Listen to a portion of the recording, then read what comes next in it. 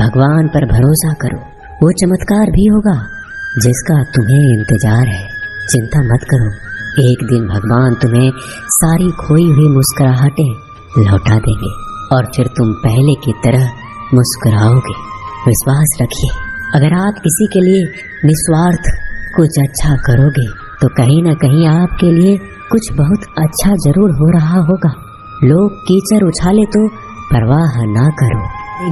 लोगों को इस बात से कोई फर्क नहीं पड़ता कि आप खुश हो या नहीं, उन्हें तो बस फर्क इस बात से पड़ता है कि आप उन्हें खुश रखते हो या नहीं।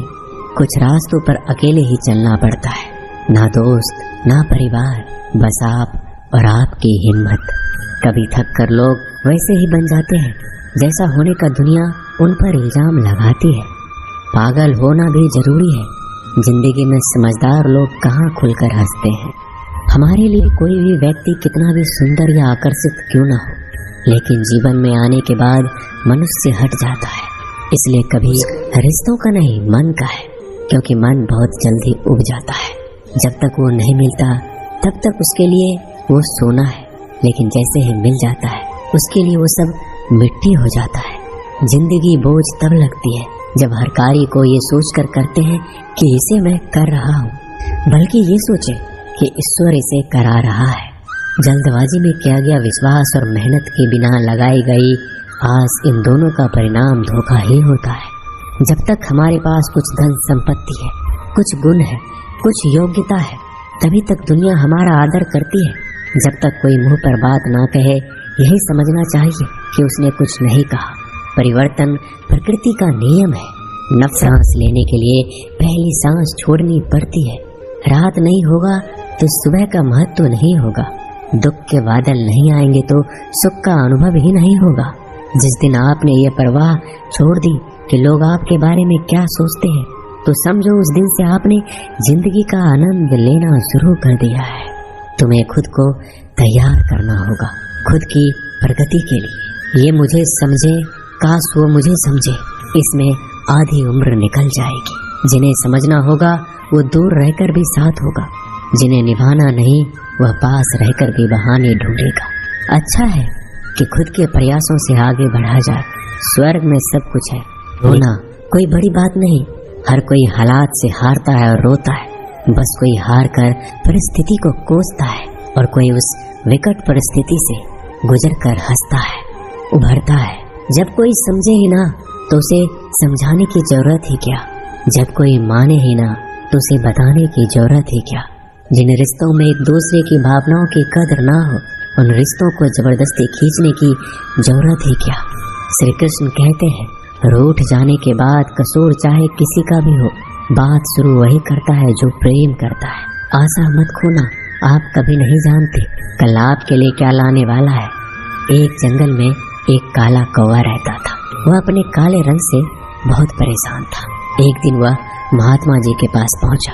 वो महात्मा जी बड़े चमत्कारी शक्तियां जानते थे।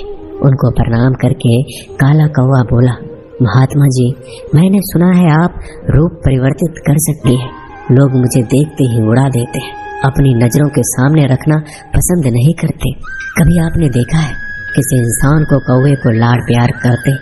मुझे लगता है ये जो रूप है मेरा, मेरी खुशियों के आड़े आ रहा है, मुझे बदलना है। महात्मा जी ने कहा, ठीक है, तुमने क्या सोचा है, क्या बनना चाहते? कौवे ने कहा, मुझे हंस बनना है। महात्मा जी ने कहा, बस इतनी सी बात, अभी बना देता हूँ, लेकिन हंस बनने से पहले तुमसे कहूँगा कि एक बार हंस से जाकर मिल लो और पूछ लो क्या वो अपने जीवन से खुश है या नहीं। कौवे ने कहा, बात तो सही है। कौवा उड़ता हुआ हंस के पास पहुंच गया और जाकर पूछा, मेरे मित्र, मैंने सुना है आप बहुत खुश हैं, आपके पास सफेद रंग है। हंस ने कहा, तुमसे यह बेवकूफ भरी बातें किसने कह दी कि मैं खुश हूँ? सफेद रंग ही तो मेरे दुख का कारण है। कौवे ने कहा, सफेद रंग से क्या दिक्कत हो सकती है, इतना प्यारा रंग है, मुझे तो बड़ा अच्छा लगता है। हंस ने कहा, बदल लो। कौवे ने कहा, आप भी रूप बदलना चाहते हैं तो चलो एक महात्मा जी के पास, वैसे तो किसी का भी रूप बदल देते हैं, वैसे आप क्या बनना चाहते हैं? हंस ने कहा, मैं तोता बनना चाहता हूँ, क्योंकि तोते का शरीर कई रंगों से बना होता है। उसके बाद कौवा और हंस महात्मा जी के पास कहने लगे, हमें तोता बना दो।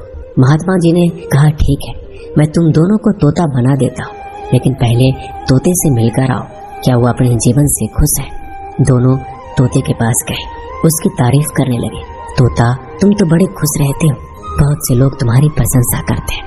तोते ने बहुत ही उदास होकर कहा, मैं अपने जीवन से खुश नहीं हूँ। हरा रंग देखो कितनी दिक्कत देता है, मैं खुश नहीं रहता। मेरे इस रूप की वजह से मुझे लोग पकड़ कर ले जाते हैं और अपने घरों में पिंजरों में कैद कर देते हैं, फिर बुलवाते हैं।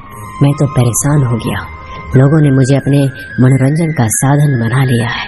मुझे मौका मिले तो मैं रूप बदल लूं। ये दोनों एक दूसरे को देखने लगे।